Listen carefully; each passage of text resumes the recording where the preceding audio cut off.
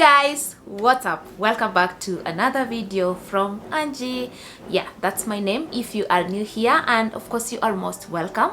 And if you have tuned in today and you have not subscribed to this channel, please, I request you to do so.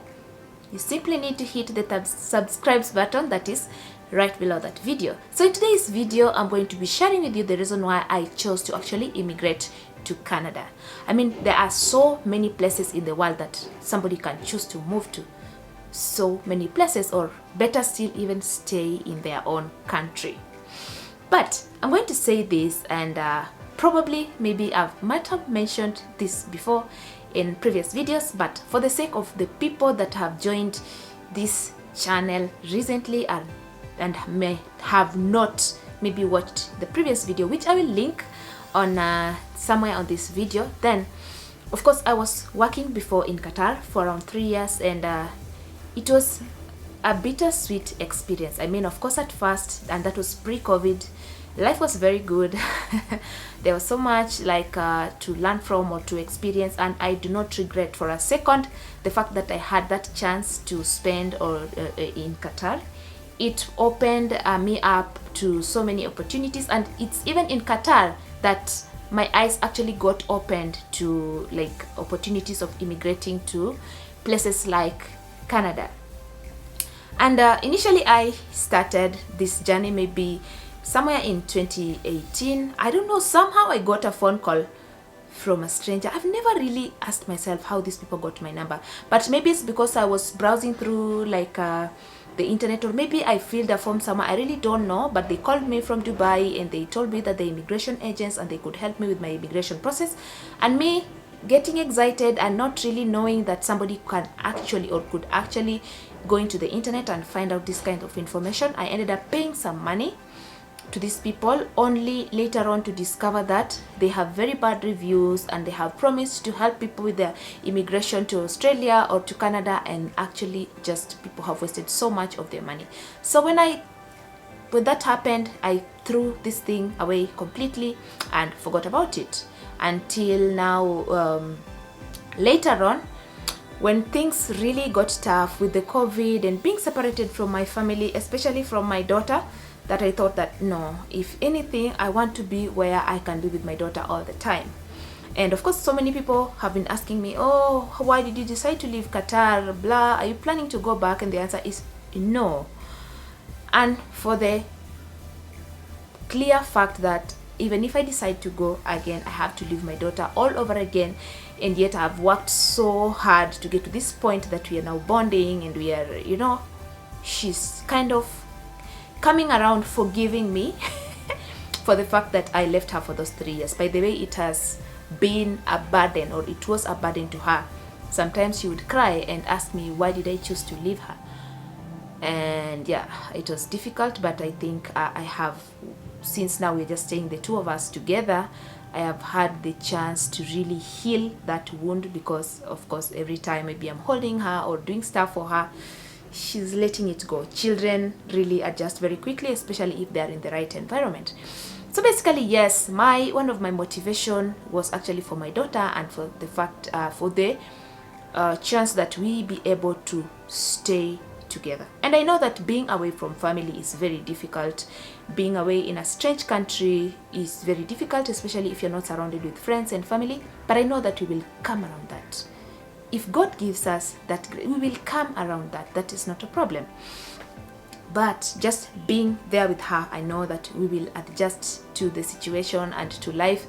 And yes, if you're watching this video and you're like, okay, why is she talking about we will and not we are? It's because I am not in Canada yet. So many people still ask me, okay, which city are you in, or which relax, we are getting there, don't worry. You will see the notification and you will not have to guess. So watch out for that. It's coming soon. It's coming, okay? So relax. I'm still so much in Kenya, in Nairobi, Kenya. And yes, I've rented a small apartment where I live with my daughter, and I'm happy. I am happy, and not for a second do I wish that I was in Qatar. No. I am happy just being in like living in a 100-mile radius from my sisters and being able to see my daughter every day. So I hope that takes that doubt or question out of the way. So yeah, I know that we will be fine. We will be fine. We are people that are that can adjust to various life situations. When I went to Qatar, she adjusted. When I came back, she adjusted. We have both adjusted, so we will adjust. So yeah, okay, I've gone into so much blabbing, but my main motivation was the fact that I wanted to give my daughter a better quality of life, more than I can provide for her here in Kenya. Because okay, I've not tried to apply for jobs. Like right now, I'm just doing my thing, like working from home. But getting a good job in Kenya, especially with this kind of situation right now, and in my field, which is hospitality, it's not very easy. And even if I do get a job in the hospitality industry, the pay would probably not be very good to give her the kind of life that I would want her to have. Literally, I do not want her to go through the struggles that I had to go through to get to where I am today. Like, the other reason is that once you get, like, you become a Canadian permanent resident, is that if you spend 3 years in that country, then you qualify to apply for citizenship. And I'd like her to have that passport that opens her up to the rest of the world, so that if she ever wants to go to country A or country B or country C, then she doesn't have the limitations like the ones that I've had to suffer, like the rejections, the visa rejections that I've had to go through. I really do not want that for her. So I want her life to be smooth. She wants to go to America, she can go to America. She wants to go to, I don't know, the Schengen area, she can go to the Schengen area. All she has to do is maybe get an on arrival whatever visa or whatever. So I want better quality of life for my daughter. And also, Canada has one of the best, like, education systems, and most of the schools are public, and the education is free if you're a permanent resident or a citizen. Like, who doesn't want that? Do you know how much people pay for private schools in Kenya, and yet people don't make that much money? So you have to really sacrifice, really sacrifice to give your children a good education here in Kenya. And I'm not discouraging people, I'm just talking from my own perspective. To provide my daughter a good quality education here in Kenya is very expensive, but if I can stay in a place that she has a better quality of life and free education that is top notch, I mean, why not? And the children of nowadays are really different from us. They live a life like the ones that they see on TV. There's nothing wrong with that, to want better, but that's the standard. Like, there's a standard that they set for them. I don't know if you've ever had your child calling herself maybe Elsa, or, you know, those characters that they see on TV. They identify with them, and they will be like, okay, when are you taking me to Disneyland? I'm like, girl, yeah, but I want her to be able to go to Disneyland if she wants to go to Disneyland. I want her to be able to go to whatever, to the zoo if she wants to go to the zoo. Like, I just want the best for her. I brought her into this world, and it's my responsibility to make sure that she lives her life to the fullest.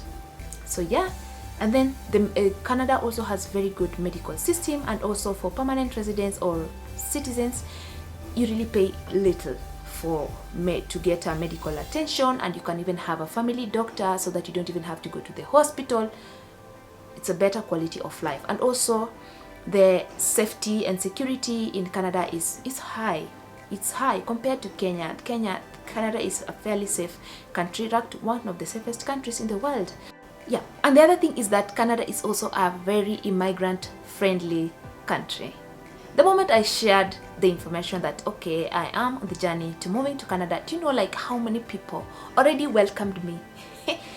And I'm not even there, and they were offering, like, okay, you can come to my city, you can come if you need anything. Like, people are already offering to help, and don't get stranded. If you need this service, you can get here. People are already directing. Like, don't you already feel the warmth, and don't you already feel, like, motivated that, okay, yeah, if I'm going to get this kind of help, even if I'm far away from my family or if I'm far away from my friends, I already have people that are willing to identify with me, are willing to take me through the step, who have also gone through the same process, or maybe who are just willing to welcome newcomers.